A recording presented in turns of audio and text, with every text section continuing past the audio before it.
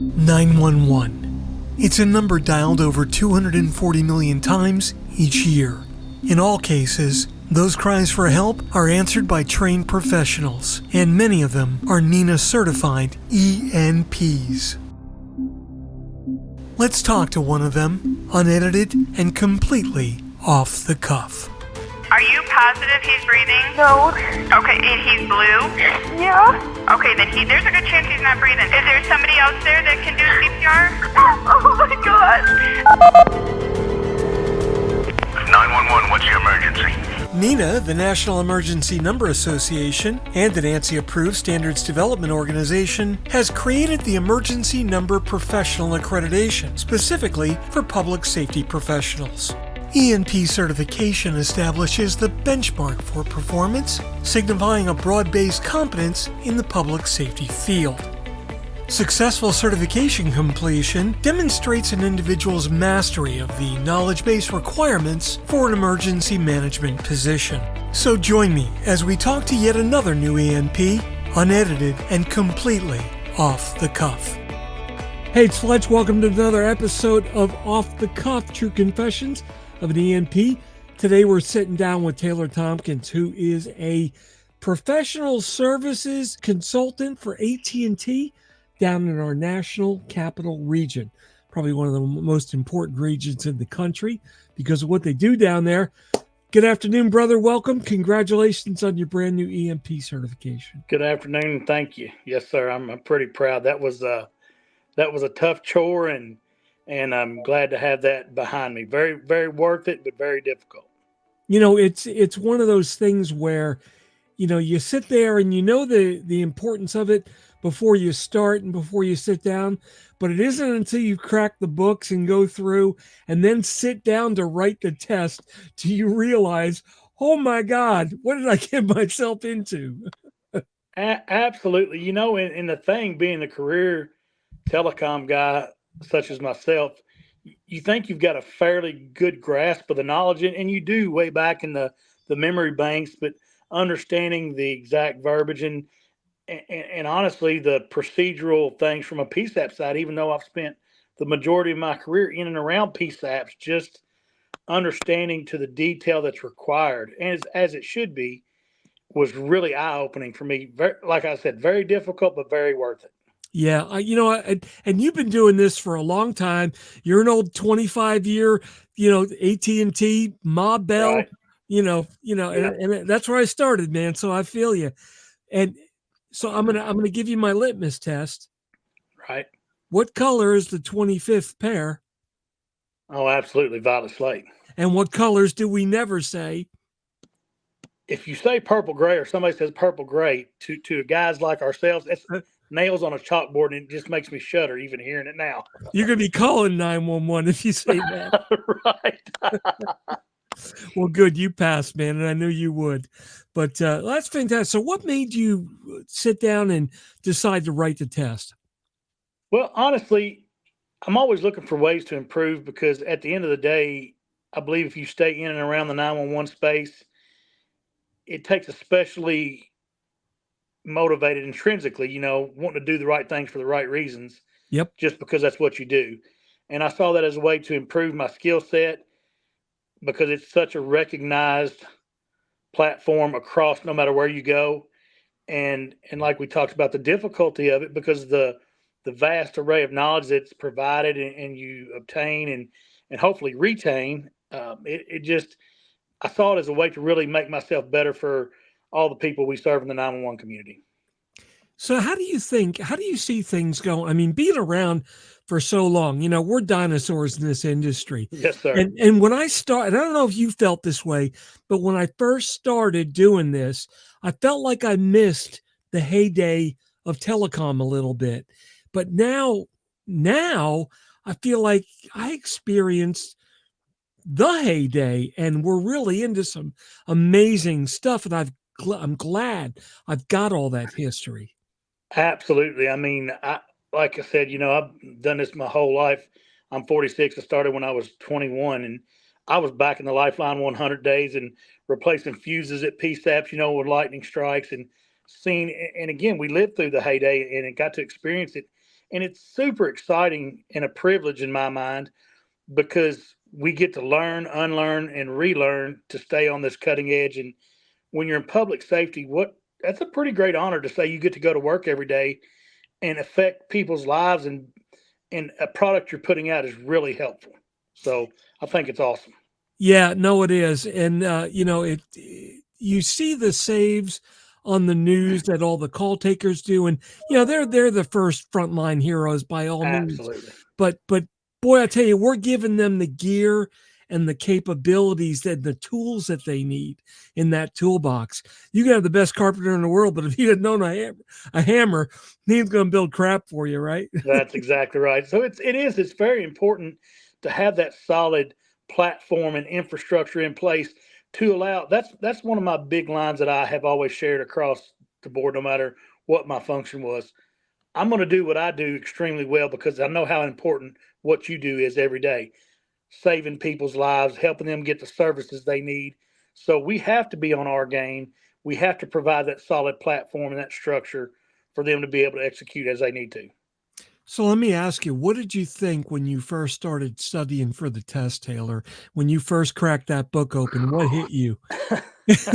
Well, I can tell you as a person who's been lifelong ADHD, studying and things like that don't always come the easiest to me, but just the sheer volume of information and data, I thought, oh man, I hope I didn't overestimate my skill set. You know what I mean? Yep. Just because of the detail that's required, and as it should be, but there's just a lot of details and things that honestly it was such an eye opener to me in so many ways for things that I thought that I knew, and in a roundabout way I did, but now I know, if that makes more sense, and I really do know the details.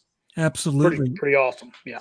When you sat, did you do the test online or did you go to a center? I went to a center. It's about 45 minutes from where I live, so it wasn't a bad drive, and went over there, completely. There's a lot of rules and, pretty strict as it should be, but it was definitely an interesting experience there. But as you know, you've got a lot of time to take the test, and I think I took about roughly a little less than 90 minutes. So I'm usually pretty efficient, and again, spent a significant amount of time studying, many, many hours, and here we are.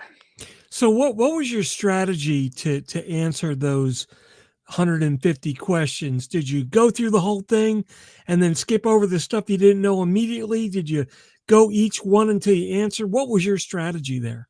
I went through every question and at least put an answer down.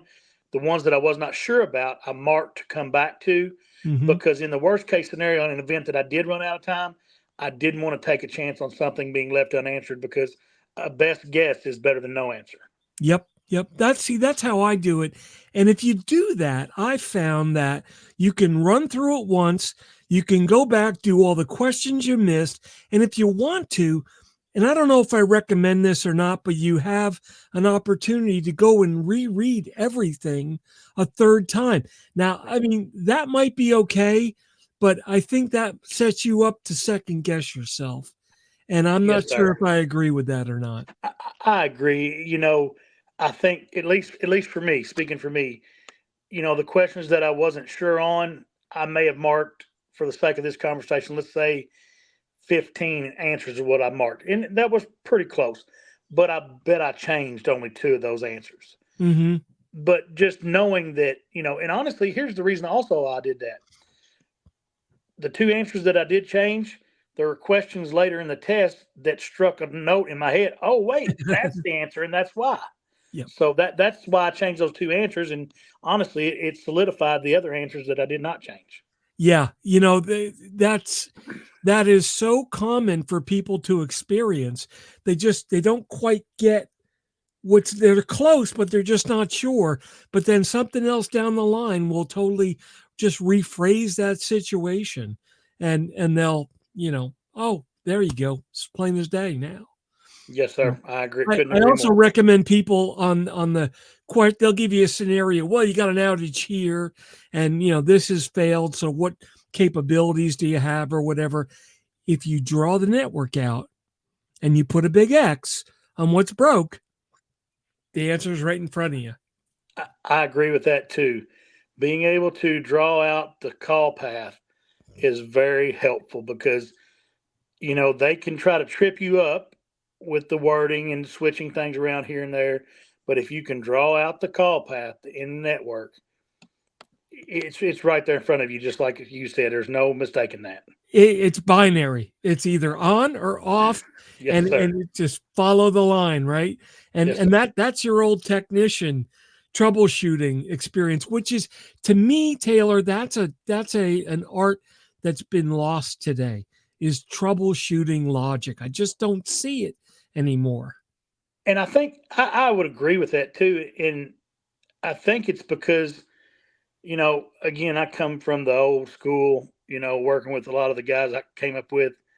I mean, I started out with an old volt-ohm-meter, you know what I mean? Oh, yeah. Picking, using resistance to find opens and things like that before we had all these wonderful digital meters and things that we progressed to throughout my career. But having that ability to just, the old acronym KISS, and I really still to this day employ that because you have to remain steady and calm, because when seconds matter, you can't afford to trip yourself up. And if you take it one thing at a time and set things up and systematically move through the process, start to finish, then once you get to the end, you're correct. Yep. When I was a rookie, people told me that to use the KISS method. And I'll tell you, Ben, the guy I was working with, he punched me right in the face until I figured out what it meant. I had a couple old school guys like that too. I get it. That was, maybe I think that's what's missing today is all of the old jokes and the things that we used to do that just, I don't know why they're lost or not politically correct. Just, hey, go get me a bucket of dial tone, That's right. Just, yes, sir. I don't know. I think that builds character. It absolutely does. And, and things like that, kind of another old adage, through pain comes growth. When people let you struggle a little bit instead of trying, and I believe it's all with good intentions, but I don't see as many people letting the new folks struggle and think about things and maybe make a mistake here and there as much, because, you have the best of intentions trying to help and correct it for them.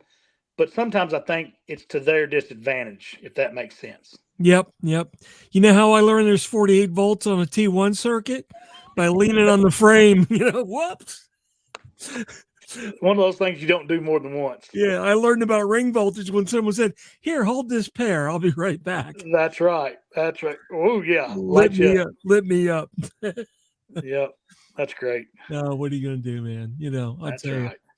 Well, that's fantastic. So let me ask you, the folks that you work with, do they recognize your ENP status? Have they said absolutely? My entire team. I've got a great supervisor, Sean Granger. He's actually Dr. Sean Granger.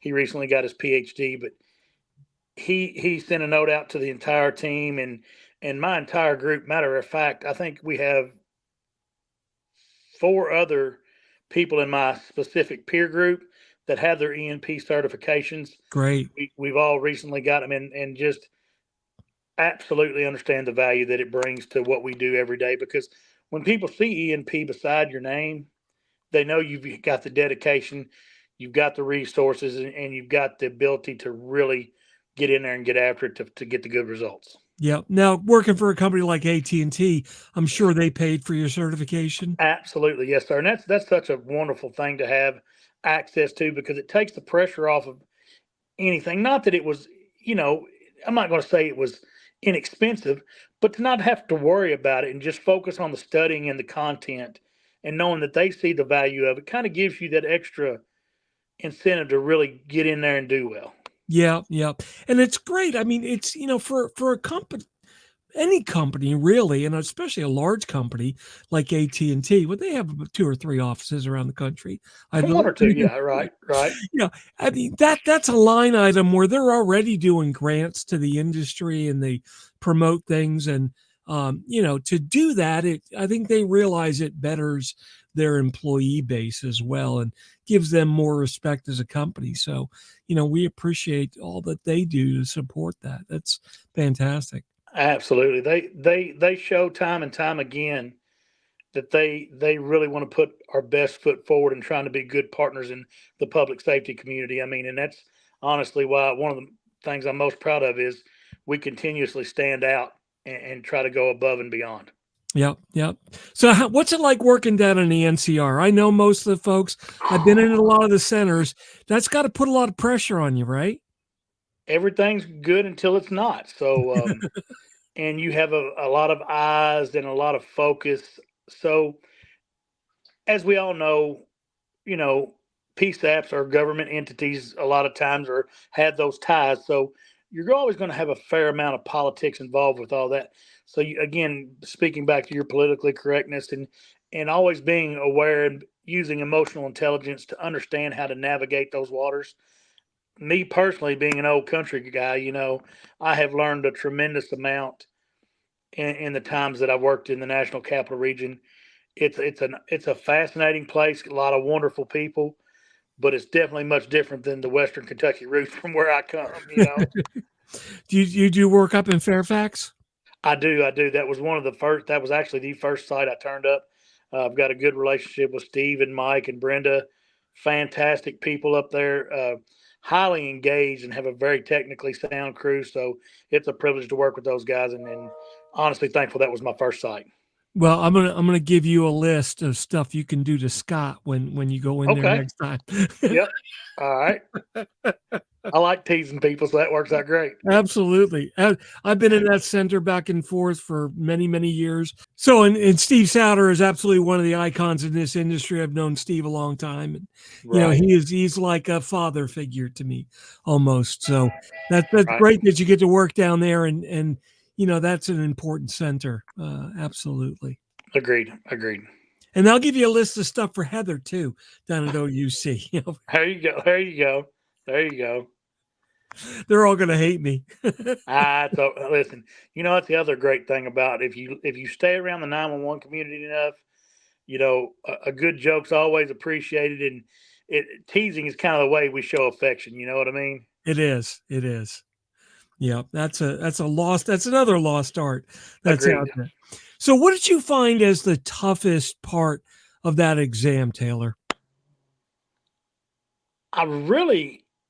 For me, it was the PSAP management. And I guess that's where I just had the least knowledge, even though I was around them a lot, the day-to-day procedural things. And I would say between that and the actual, all the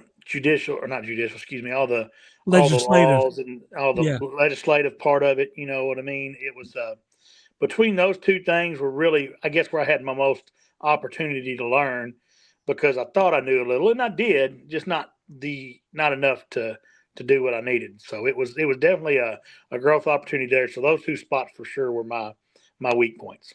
What did you do to train up for the exam and get ready? A lot of reading, flashcards. Actually, I called centers of people that I've developed relationships with, and people that I knew that had been ENPs for years, and some had recently done it, and said, "Hey, where were your pain points? What do you recommend focusing on?" And thankfully through relationships and things like that, I was able to get all the help that I needed, and really pointed me in some directions that I would have never thought about on my own. So, realizing that I needed help and going and talking to people, as well as using the text and the study guide was a super help from Nina. I can say this, without that, it would have been so much more difficult. I cannot emphasize that enough. The study guide that Nina provided in the practice tests, paramount. The practice tests, I think, are most beneficial to show you Agreed. where you need to study more, right? And it lets you know. Now, I know guys that have been in the industry, know everything, thought they knew the network real well, but they never looked at it from a test perspective and someone checking your knowledge. And it kind of tweaked their perspective a little bit and said, oh, I need to brush up on this aspect of it because they don't know that. But I did worse on the, believe it or not, the legislative side. That was where I fell apart because they were asking a lot about dates. And to me, that just... I agree. And that was the toughest part for me. Not the content of what was there with the legislative pieces, but the specific dates and things like that were what I really had to get a hold of. Yeah. And there's, I've questioned that. I'm like, why is it important for me to know that this happened in 1973 or whenever? And I had someone explain that to me. So you understand the framework of the industry and the evolution of the industry. And then my old bell training came back. Yeah. Fundamentals. That's a great way to say it because, and that's what I always try to tell somebody who's new or hasn't experienced certain things. We've gotten into this habit of calling it NG 911 or next generation when it really is just 911. If you don't understand it from where it came from to where we're going, we're always changing. It's always evolving. So it's always going to be next generation. But you have to appreciate and understand where you came from to have that solid foundation to be able to understand and move forward and help continuing to grow what we need to. And I think also, Taylor, it's the resiliency, reliability, redundancy, all of those core fundamentals they're talked about and they're embedded in everything that we do, but they're not necessarily taught as an individual vertical, right? Where when we learned, you learned resiliency, you learned reliability, you learned 5 nines and could calculate it, and Erlang tables and all that hard stuff. But it was there for a reason. And I think that's some fundamentals that are lost today, but they're still applicable. And that's absolutely true. I find myself relying on some of the most basic things and some of the earliest lessons I learned that really helped me along the way because, again, I said earlier about having to stay even and calm, even under serious pressure situations. That helps me throughout studying because it can get overwhelming. You know what I mean? And I also try to stress that to these new people because it's like drinking from a fire hydrant. And I say, listen, it may be boring or it may not seem like it's applicable going back and learning about these fundamentals or the very early stages of this, but you can't see where you're going if you don't know where you're coming from. Yep. That's how you get lost. Absolutely. So now what are you going to do?